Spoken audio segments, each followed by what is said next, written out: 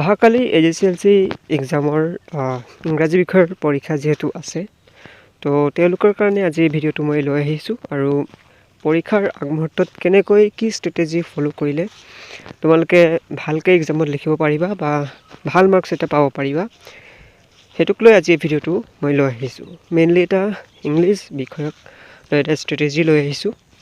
চ' পোনপ্ৰথমে আমি আজি কেনেকৈ কিমান মাৰ্কছৰ তোমালোকৰ প্ৰশ্ন আহিব এই বিষয়ে জানো। প্ৰথমতে তোমালোকৰ টোটেল 90 মাৰ্কৰ কুৱেশ্যনছ থাকিব ইংৰাজী বিষয়ত, আৰু তাৰে তোমালোকে 27 পাব লাগিব, তেতিয়াহে তোমালোকে অভাৰঅল থিয়ৰীত পাছ কৰিবা।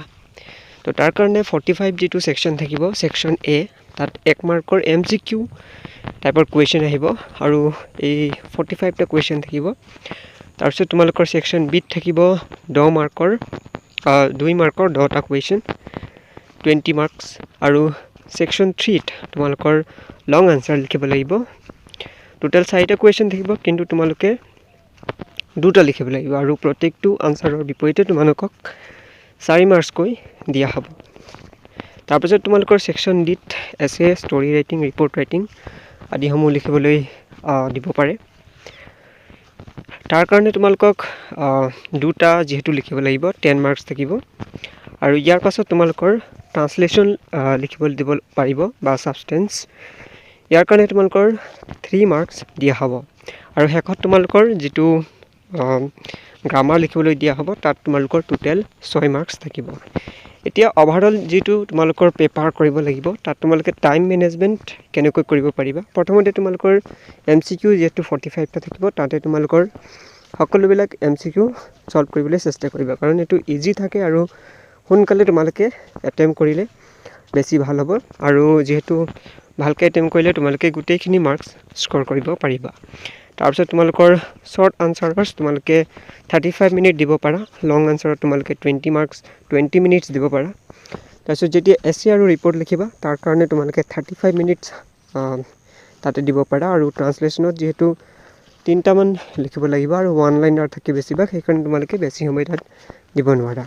আৰু শেষত যিহেতু গ্ৰামাৰ ছেকশ্যনত তোমালোকে মিনিমাম 10 মিনিটছ তোমালোকে সময় দিব লাগিব। আৰু অভাৰঅল হোৱাৰ পাছত তোমালোকে কিছুমান সময় বচাই থ'ব লাগিব শেষলৈ, যাতে তোমালোকে কুৱেশ্যনবিলাক চাব পাৰা যে কোনবিলাক কুৱেশ্যন কৰিছোঁ, কোনবিলাক নাই কৰা।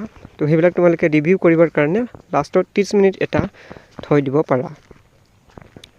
কিন্তু বহুতৰে কি হয় যে লিখাতে তেওঁলোকৰ মানে টাইমবিলাক গুচি যায়, আৰু শেষত ৰিভিউ কৰাৰ টাইমটো বাচি নাথাকে।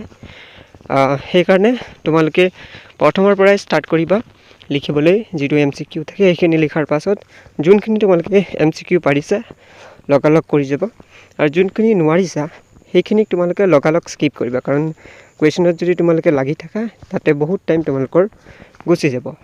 এটা ফাইনেল টিপছটো লৈ আহিছোঁ, তোমালোকৰ যিটো এটেম্প্ট কৰিবা, প্ৰথমতে MCQবিলাক সকলোবিলাক এটেম্প্ট কৰিবলৈ চেষ্টা কৰিবা। কিন্তু যদি তাৰে তোমালোকে কিছুমান নোৱাৰা, তেনেহ'লে লগালগ সেইটো স্কিপ কৰি দিবা।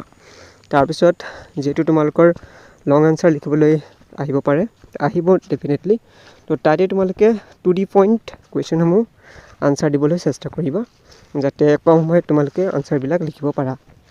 তাৰপিছত লিখাৰ সময়ত তোমালোকৰ হেণ্ড ৰাইটিং যেনেকুৱাই নহওক লাগিলে ভালকৈ লিখিবলৈ চেষ্টা কৰিবা। হেণ্ড ৰাইটিঙৰ ওপৰত ইমান প্ৰব্লেম নাথাকে, কিন্তু ভালকৈ চাফাকৈ তোমালোকে লিখিব লাগিব, কাট কুট কৰিব নালাগিব, যাতে যেতিয়া তোমালোকৰ এক্সামিনাৰে বহীবিলাক চাব ভালকৈ তেওঁলোকে পঢ়িব পাৰে তোমালোকে কি লিখিছা। আৰু সেইকাৰণে সদায় স্পেচ ব্যৱহাৰ কৰিবা লিখাৰ সময়ত। তাৰপিছত 25ৰ পৰা 30 মিনিট তোমালোকে ৰিভিজনৰ কাৰণে যদি পাৰা থ'ব পাৰা টাইম। তাৰপিছত ষ্টাক হৈ যোৱা কুৱেশ্যনবিলাক ইমিডিয়েটলি তোমালোকে স্কিপ কৰিবা, যাতে কোনো ধৰণৰ তোমালোকৰ টাইম লছ নহয়। চ' সকলোবিলাক কৰাৰ পাছত যিসকল ষ্টুডেণ্টৰ সকলোবিলাক কমপ্লিট হৈ যায়, ডেফিনেটলি তেওঁলোকে ভাল মাৰ্ক পাব। তাতে কিছুমান এনেকুৱা ষ্টুডেণ্ট থাকে যিসকলৰ নেকি ইংৰাজী বা গণিত বিষয় তেনেকুৱা প্ৰব্লেমেটিক থাকে, তেওঁলোকে মাৰ্কছ স্ক'ৰ কৰিব নোৱাৰে। তো তেওঁলোকৰ কাৰণে সেই MCQবিলাক অত্যন্ত জৰুৰী। তোমালোকে কেতিয়াও সেই MCQবিলাক স্কিপ নকৰিবা। যিবিলাক তোমালোকে পাৰা লগালগ কৰিবা, আৰু যিখিনি নোৱাৰা শেষত তোমালোকে কি কৰিবা, অপশ্যন B বা C ক্লিক কৰি গুচি আহিবা।